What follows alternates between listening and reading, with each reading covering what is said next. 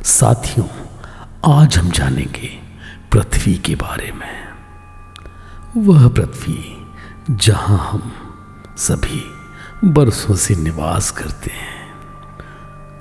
हम जानेंगे कि आखिर हमारी पृथ्वी, हमारी धरती माँ की सुरक्षा आखिर अंतरिक्ष में कौन करता है। साथियों, जब किसी भी वस्तु का निर्माण किया जाता है तो सबसे पहले उस वस्तु को प्रोटेक्ट करने के लिए एक डिफेंस सिस्टम तैयार किया जाता है।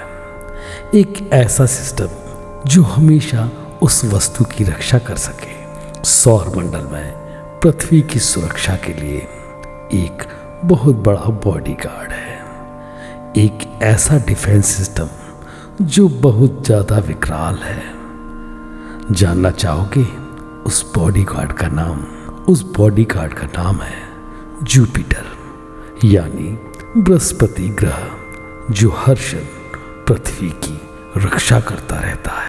किसी भी प्रकार के एस्ट्रॉयड और कॉमेट अगर हमारी पृथ्वी से टकरा जाएं तो हमारा सर्वनाश निश्चित है।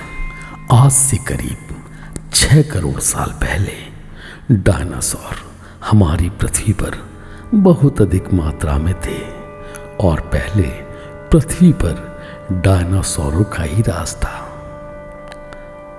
एक एस्ट्रॉयड टकराने से आखिरकार डायनासोर की प्रजाति पृथ्वी से विलुप्त हो गई। ठीक उसी तरह यदि कोई एस्ट्रॉयड हमारी पृथ्वी से टकराता है तो हमारा भी अंत निश्चित है।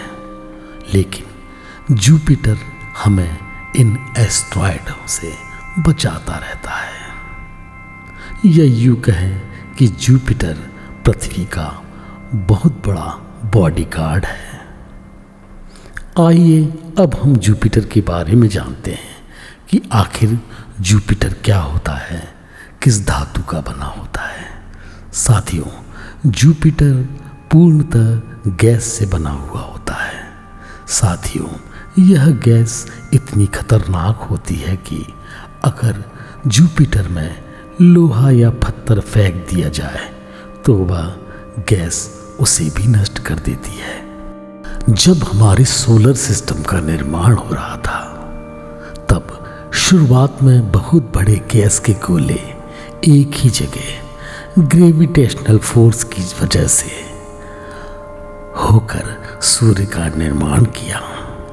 उसके बाद गैस जॉइंट, यानी जो बड़े बड़े गैस के प्लांट हैं, उनका निर्माण हुआ था। उनमें से सबसे पहले जुपिटर का ही निर्माण हुआ था। जब जुपिटर का निर्माण हुआ तो उसमें 90% हाइड्रोजन था और 10% हीलियम था, और आज भी इसमें ऐसा ही कंपोजिशन है। बस समस्या ये रह गई है कि अगर जुपिटर का मास थोड़ा सा और ज़्यादा बड़ा हो गया होता, लगभग 80 गुना ज़्यादा, तो एक तारा होता। ऐसा होने पर इसके अंदर न्यूक्लियर फ्यूजन की क्रिया स्टार्ट हो गई होती और यह एनर्जी रिलीज करना शुरू कर दिया होता। तो फिर सूर्य की तरह पृथ्वी पर भी जीवन नहीं होता। लेकिन अभी जुपिटर एक तारा नहीं है, उसे सौरमंडल का एक ग्रह ही कहा जाता है। जुपिटर इतना बड़ा है कि इसमें लगभग 1300 पृथ्वी समा सकती है और यह मास में पृथ्वी से 318 गुना ज़्यादा बड़ा है। अब जब कोई ग्रह मास में इतना ज़्यादा होगा तो उसका गुरुत्वाकर्षण शक्ति भी बहुत ज़्यादा होगी। जैसा आप जानते हैं, ग्रेविटी मतलब चीज़ों को अपनी ओर आकर्षित करने की शक्ति। सौरमंडल के थोड़े से स्ट्रक्चर को देख लीजिए। देखिए, हमारे सौरमंडल में सूर्य से क्रम में सबसे पहले आता है बुध, फिर आता है शुक्र, फिर आती है हमारी पृथ्वी, पृथ्वी के बाद मंगल, फिर एस्ट्रॉयड बेल्ट, फिर आता है हमारे बड़े बड़े गैस ग्रह जैसे बृहस्पति, उसके बाद यूरेनस, उसके बाद नेपच्यून, प्लूटो, और उसके बाद से ही शुरू हो जाता है क्यूपर बेल्ट, जहाँ पर बड़े बड़े चट्टान सूरज के चारों ओर चक्कर लगाते रहते हैं, जो सूरज से सबसे ज़्यादा दूर है और जिसके बारे में अभी हम बहुत कम जानते हैं। इंटरेस्टिंग बात यह है कि कभी कभी इस क्यूपर बेल्ट से कुछ कॉमेट, कुछ एस्ट्रॉयड रास्ता भटक कर सोलर सिस्टम के ग्रहों की तरफ बढ़ने लगते हैं। फिर होता यह है कि जैसे यह चट्टान ग्रहों की तरफ बढ़ता है, ये ग्रहों से टकरा जाते हैं और वहाँ बहुत भारी तबाही हो जाती है। जैसे आज से 6 करोड़ साल पहले पृथ्वी पर एस्ट्रॉयड की टकराने की वजह से डायनासोर का अंत हो गया था।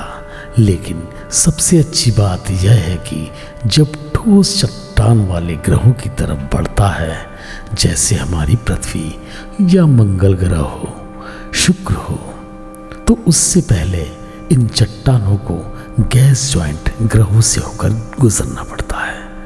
जब यह बृहस्पति के पास आते हैं, यानी जुपिटर के पास से, चूंकि जुपिटर का गुरुत्वाकर्षण शक्ति बहुत ज़्यादा है, इसके कारण से यह बड़े बड़े चट्टान जो अंतरिक्ष से भटक कर सोलर सिस्टम में आ जाते हैं, वह जुपिटर के ग्रेविटेशनल फोर्स के कारण जुपिटर में आकर समा जाते हैं और हमारे पृथ्वी की तरफ टकरा नहीं पाते हैं। अगर ऐसा हो गया कि कभी जुपिटर के दायरे से ना आते हुए सीधी पृथ्वी की तरफ बढ़ जाए, तो यह पृथ्वी पर तबाही ला देंगे। हो सकता है कि हम मनुष्यों का नाश हो जाए, जैसे डायनासोरों का नाश हो गया था।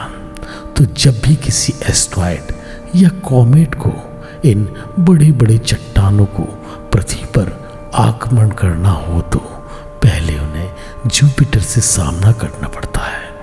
इसीलिए पृथ्वी का बॉडीगार्ड जुपिटर को कहा जाता है। साथियों, अगर आपको यह जानकारी अच्छी लगी हो तो कृपया लाइक करें, सब्सक्राइब करें और शेयर करें। धन्यवाद। मिलते हैं अगली वीडियो में।